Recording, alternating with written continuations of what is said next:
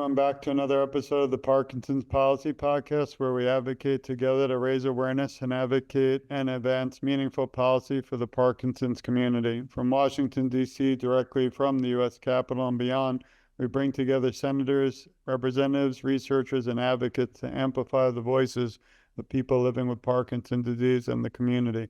My name is Dr. George Ackerman, the founder of TogetherForSharon and Sharon's Son, along with my co-host, Margaret Preston, the president of Power Over Parkinson's. I want to welcome you back to another episode. Thank you so much, George. I'm so excited to introduce our next guest. Jessi Keavney is a caregiver advocate whose father, uncle, grandmother, and grandfather lived with Parkinsonism and dementia. After learning she carries the pathogenic genes for Parkinson's disease, she has spent more than a decade participating in over 40 biomarker and observational research studies focused on early detection and disease prevention. She's a leading advocate in prodromal Parkinson's research, contributing as a conference speaker, research, and grant consultant, and co-author on multiple peer-reviewed scientific publications. Jessi's a practitioner CFO, a certified management accountant, and graduated summa cum laude with a master's degree in business administration. Jessi, thank you so much for being with us today and your amazing work in advocacy and research. Thank you very much, Margaret and George. It's really a pleasure to be here with you guys. Thank you.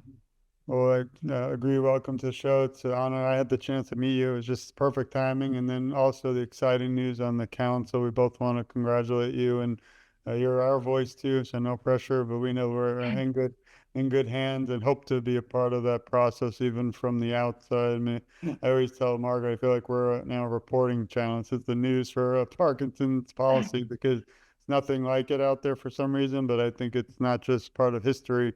But I know when you were named and we just saw the results, I was so really excited, and that's what inspires me to want to keep advocating. So thanks and congratulations. Thank you very much. Well, as we get started today, we're curious what encouraged you to, I know you have a history, unfortunately, and loss myself too, and Margaret's dad is battling today. I'm thinking of him literally 24/7. Even when I want to take a break, it motivates me to keep fighting. But was there something specific or, what encouraged you to really stand up, be a voice, and fight back in a way? Yeah, I think it's really my family is my why. With my dad and my uncle, caring for them with Parkinson's and knowing that my grandfather had Parkinson's. And then obviously, I have a genetic variant that increases my risk of Parkinson's. And then I think about my children, really. And I want a future without Parkinson's for them. And so everything that I'm doing as far as advocacy and research and trying to really move the needle is all about hoping that we can cure and treat Parkinson's for those living with it today and also preventing it for the future. Same, 3 children, and often worry. First, I have to explain why their grandmother's not here today, and that's already heartbreaking. But then after you think you have a minute, you jump up and realize you also have to fight for yourself, for those battling today. And again, grateful for the work you're doing, but excited for what's to come. Yeah. I think we're all tied together, not just through this disease, but certainly having children and understanding the complexities and devastation of the disease and trying to ensure our children at least have a reduction in toxins, et cetera, and also a better understanding of the disease and its drivers and better therapeutics, et cetera. So I want to thank you for that, serving the next generation as well. As George noted, I wanted to congratulate you on being on the National Council. We're so excited to see all that you all accomplish. I wanted to ask you what that means to you as now a member of the National Council. Yeah, I think we're still pretty early in this process. So everything's not fully defined yet. So we're still trying to figure out where we're going with it, but there's a real sense of momentum and excitement about it. And I'm really excited that, for the first time, we're bringing real coordination to research, care, and prevention. And historically, those areas have been rather fragmented. There's different agencies, there's different priorities, and we're not always aligned on that. So I'm really hopeful that we can create a lot of synergy and we can really use resources more efficiently than we have in the past, and that we're not duplicating efforts, and that we really gain alignment on all of that. And I see a really important shift happening. It's really going from reactive care to proactive care. And we're, traditionally diagnosing Parkinson's after a significant amount of neurodegeneration has already occurred. And we're starting to talk about identifying people earlier, even in the at-risk and epidural phase. And we're starting to intervene sooner. We're really starting to initiate prevention trials now. And we're doing a lot of work on some of the environmental aspect, trying to stop it before it even starts. And I think that's a really significant development. And then there's precision medicine. That's something that I'm particularly passionate about, even in my own family. People with the same genetic variant have very different pathology and clinical courses.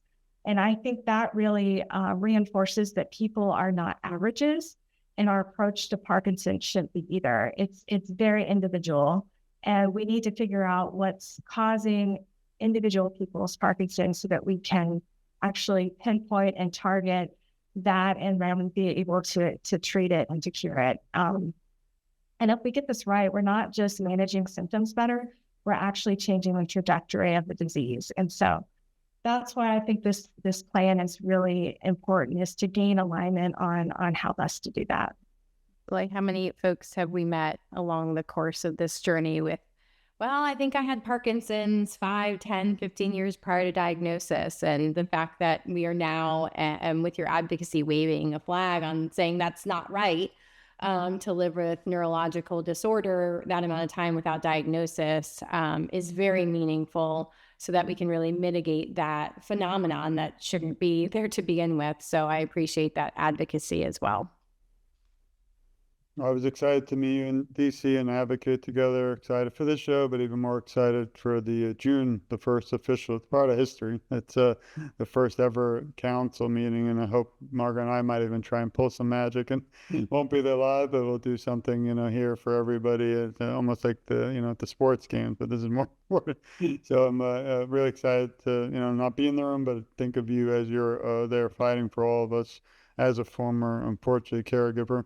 As part of the National Plan to End Parkinson's Disease Council, now it's newly named, but what are the most significant priorities currently being addressed? I know it's still early, and how do you see this plan transforming care, research, and prevention efforts nationwide? Yeah, I think it's a lot of what I just said. We're, like I said, we're still really early in the process, so we haven't really defined all those priorities. A lot of our first work is going to be taking stock and inventory of what's currently out there, determining, what our gaps are, and then, coming up with ways that we can utilize the resources efficiently. And then, one of the first steps is figuring out what do we currently have, and then what are we missing, and then how do we get there, and what's the best way to attack that. So I think that's really kind of something that we're really trying to work towards right now.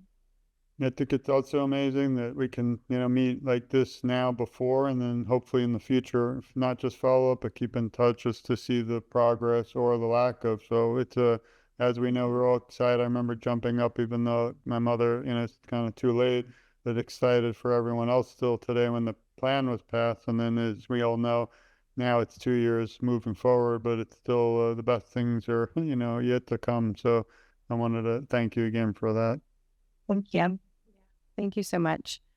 As someone living with the Parkinson's disease genes and having a family history of this disease, how do you think current healthcare policies fall short in addressing the long-term, day-to-day realities of the disease? We know it's so complex and unique to the individual, talking about precision medicine. And what specific changes would you prioritize to better support quality of life right here as the disease progresses?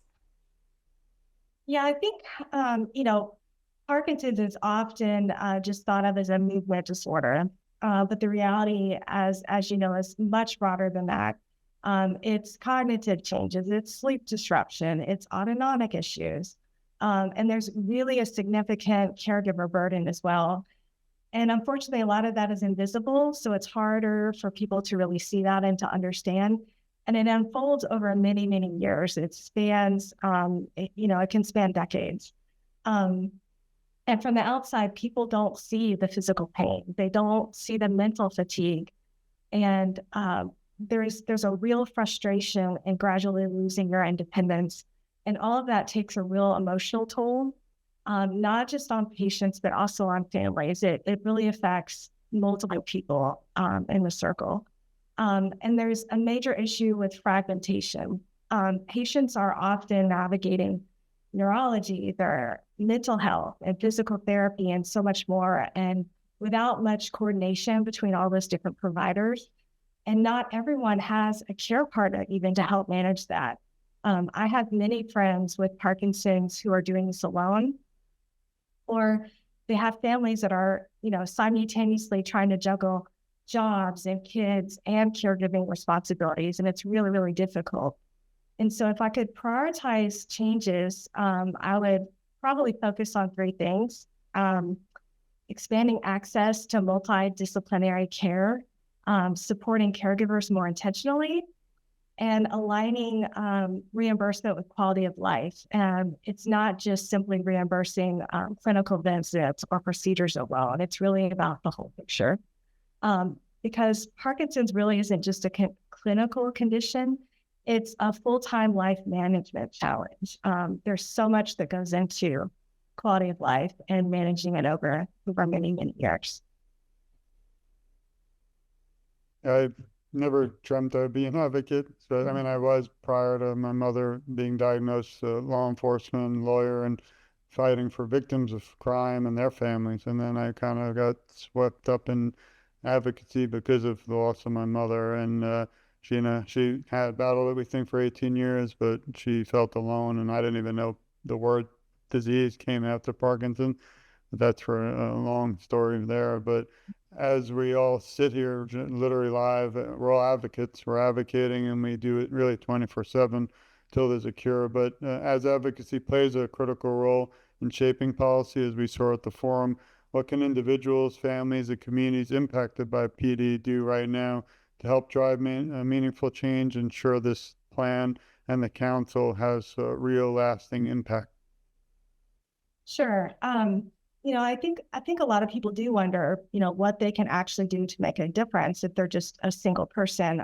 But there's actually there's a few really powerful ways that I think people can contribute. For me personally, the first thing that I think of is participating in research. That can be observational studies, it can be biomarker research, there's clinical intervention trials, and even now prevention trials. And you don't have to be diagnosed. Research needs healthy controls too, and that's where caregivers can come in. They can participate in research too. It's not just patients. And then for those of us that are at risk, there's that's where we can have the real opportunity to shape the future. Is starting much earlier. I guess the second thing is sharing your story. Data is important, but policymakers really they really respond to real life experiences. And when people speak up about what it's actually like to live with Parkinson's or how to care with someone with Parkinson's or related disorder, it leads to better, much more informed decisions. So continue telling your stories and making it a real personal connection. And I guess the third is staying engaged. Then this national plan is a huge opportunity, but it only works if the community stays involved and holds everyone accountable so that we can see this all the way through implementation. That includes things like submitting public comments. There's a way to do that. You can find it on the website, and continuing to provide input so that we can all work together and gain really genuine alignment on how to do this and to move it forward. And I think this is one of those moments where individual action can genuinely influence national policy, and that doesn't happen very often. So I think it's a really exciting time for all of us.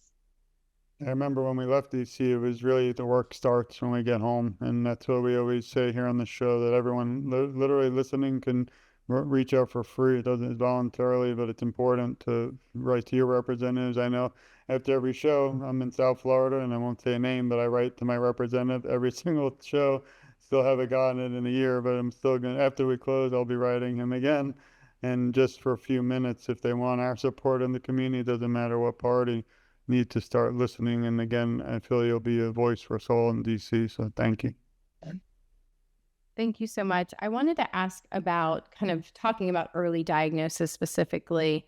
What reforms do you believe will really be necessary to improve early access to early diagnosis, specialized care, and supportive services for Parkinson's patients, really across diverse populations, including veterans? Yeah, I think, there has been a lot of talk about genetic testing and biomarkers, and I think we've come a long way there in identifying people earlier before symptoms progress. There's great work happening through initiatives like GB2 and the Parkinson's Foundation to increase access to diverse populations. And they're really going globally and trying to find those people that wouldn't normally have access to these types of genetic testing and biomarkers. One thing that I would love to see is more clinician education around ordering and interpreting these tests. And they're not always very comfortable with biomarkers and genetic testing. So, and also for me, one thing that I'm very passionate about is openness to returning results to participants in research so that they can actually use that information. Personally, I'd really love to see something like a portable personal research record, very similar to someone's personal health record, that individuals can then choose to share with their care team. I know my son and I participated in several research studies at the NIH, and they actually did have some of my results and reports that they were able to put to my health record in a separate section. So that was very interesting. Then, for instance, my pedigree, I can then show that pedigree to my doctors, and they have it. And I can also pass it along to other researchers that I'm participating in other research studies. So they were all sharing information. I think data sharing is very something that I'm very passionate about. And then I think we need faster and broader access to specialized care. Not everyone can see a movement disorder specialist. Unfortunately, I think, we have a shortage of specialists in the area, but I think, focusing on telemedicine and regional centers of excellence is going to be key to making sure that we get to those people that normally wouldn't have access to a movement disorder specialist. And then there's integrated care. Parkinson's, like I said earlier, is a whole body disease, but patients are often left to piece together their own care teams between neurology and mental health and sleep and GI. And my dad and my uncle had significant issues with neurological issues that were very much related to their Parkinson's disease. But we need to build all that coordination in the system and making sure that it's not left just to the patient, to make sure that all these providers are talking to each other and they all understand what's going on in the entire course of the disease. And of course, like you were mentioning, just discussing, and addressing disparities, because access to diagnosis and care still depends on where you live or your background. And that's especially true for veterans, because veterans have an increased risk of Parkinson's-related disorders due to environmental exposures and toxins. And so in my own family, my uncle was actually a Vietnam veteran. And I know from being his power of attorney and his healthcare proxy and really taking care of him in the last few years of his life, it was shocking to me trying to navigate the VA system. It was very slow and frustrating. And I think there needs to be a lot done to help that process. So there's not as much bureaucracy and red tape and trying to get the help they deserve. So when I think about reform, I'm not thinking so much in the abstract terms, but how do we make that experience better for the next person? What are we missing, and how do we make it better? That's really well said. I think just simplifying it, right, is often a big part of the job. Simplifying it and making it better for the next person seems so simple, but something that could really change the trajectory in a lot of different ways, diagnosis, therapeutics, and things to help people live well with the disease right now.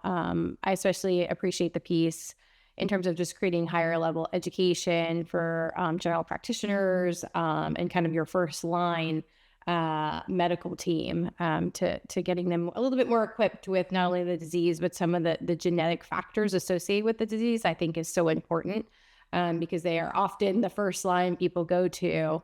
And that can make or break leading to a diagnosis in a timely manner. So I appreciate all the things you noted there.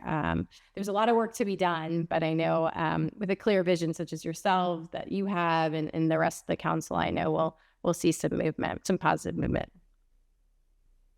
Yeah. I also worry because as a son of someone, unfortunately, who had PD, I did the DAT scan, didn't show anything, but then they turn around and said, doesn't mean tomorrow you won't be diagnosed. And then I want to do the PD generation, but they don't allow someone, unless you have Parkinson's. I hope they'll change it. So it's about 600. Might do it on my own this summer, but it's still kind of don't know how accurate, a lot of these things are. But again, through the council, I hope we'll be seeing much more. I also wanted to thank you for your work in the past, present, and upcoming, and hope we can continue to be a part of it by your side, helping in any way we can. And we just want to thank you for your time today. I'm going to send the show back to Margaret. Yeah, I would like to echo George's sentiment. We're so appreciative of you taking action because you didn't have to. What you're doing is truly monumental for so many people. And I know you collectively with the council and those of us on the peripheral cheering you guys on will do so much good for our community. So thank you for taking action, sharing your voice and experiences, and being so passionate for the next generation. Thank you very much. And like I said before, make sure that you're utilizing the avenues to submit your public comments. All of those do go to the advisory council because we really need everyone's input and feedback in order to make sure that we're driving this plan forward and that we've got everyone's input. So thank you very much for having me here. It was a pleasure speaking with all of you today. I think I speak for George, but you're welcome back anytime. And you kind of made the whole show was encouraging, but do you have any message of encouragement? I know it's always, I feel like this is the movie where part 2 is coming, but we can't talk about it yet because you don't want to give all those details and we're not aware of a lot. But what message of encouragement can you leave the Parkinson's community with today? Yeah, I've been participating in research really for the last 13 years, and I am genuinely hopeful. I'm genuinely optimistic. I do feel like we are moving a lot towards precision medicine. We're getting better. I know sometimes it can seem really slow, but I think we're headed in the right direction. And I think, there has been a lot of progress lately, and I think we're getting there. So just don't give up. Continue to advocate and to share your stories, and all of us working together, I think we can really make a difference. I really want to thank you again, Jessi, for your time and friendship. I want to thank my co-host, Margaret, of course, everyone behind the scenes at Power Over Parkinson's, Adam, and everyone. We love you.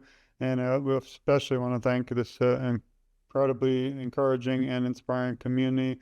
Feel like we're going through part of literal history now with the seating of the council and so much to come. And you could be sure, as they will joke today, we're us reporters here at the front line in the Parkinson's community and the show. And hopefully one day the station will really be the first to report some of the impactful policy coming through, especially direct in June from the council. So I want to thank you, Jessi. Thank Margaret. Thank everyone, too, for listening. Please share the show. Please support Jessi, too, and all her work, not just here in the council, but also outside in the community. This has been another episode of the Parkinson's Policy Podcast, where we advocate together to raise awareness and advance meaningful policy for the Parkinson's community. Please stay tuned. We have a lot more shows to come because we still have work to be done. You can be sure the three of us will be fighting right by your side. See you soon. Thanks, everyone. Thank you.